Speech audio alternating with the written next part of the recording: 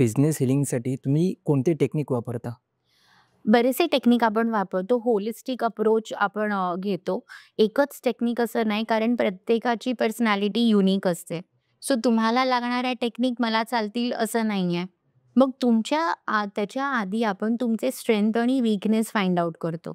Through numerology, तुमच्या date of बर्थनी.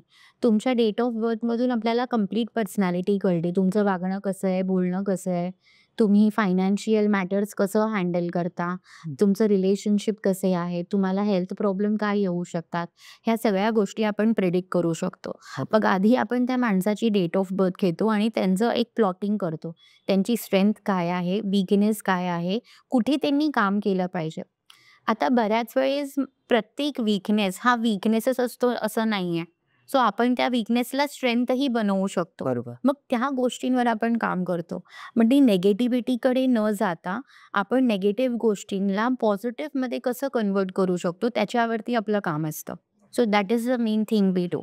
Then we don't tell the people की तुम्ही असे आहात, तुम्ही तसे आहात, कारण ते सगळेच जण करतात आणि इतर न्यूमरोलॉजिस्टही करतात. मग त्याऐवजी आपण त्यांना विचारतो की तुमचा गोल काय आहे? तुम्हाला कुठपर्यंत पोहोचायचं आहे? तुम्हाला तुमची कंपनी कुठपर्यंत न्यायची आहे? किती टीम साईज असला पाहिजे? किती टर्नओव्हर असला पाहिजे? ह्या गोष्टी त्यांच्याकडून घेऊन मग आपण त्यांच्यासाठी एक कस्टमाइज प्लॅन बनवतो. कारण जसं मी म्हणाले, की प्रत्येकाचा युनिकनेस असतो. बरं. आता I am blessed with good communication. So communication माझी स्ट्रेंथ राहिली आहे नेहमीपासूनच.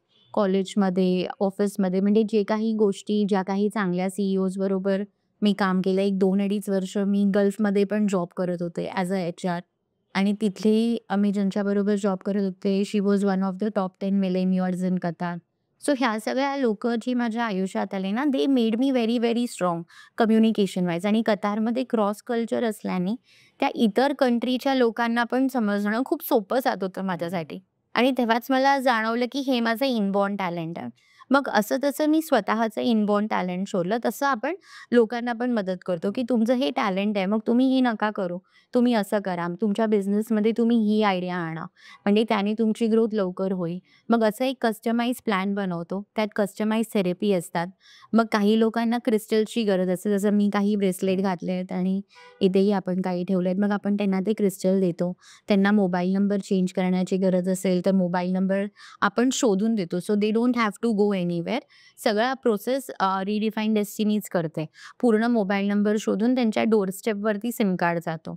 त्यांच्या बिझनेसला ग्रोथ देणारा नंबर, त्यांच्या हेल्थला बॅलन्स करणारा नंबर. जनरली एच-आर-सी-एम असं म्हटलं जातं आमच्या इंडस्ट्रीत. हेल्थ, रिलेशनशिप, करियर आणि मनी.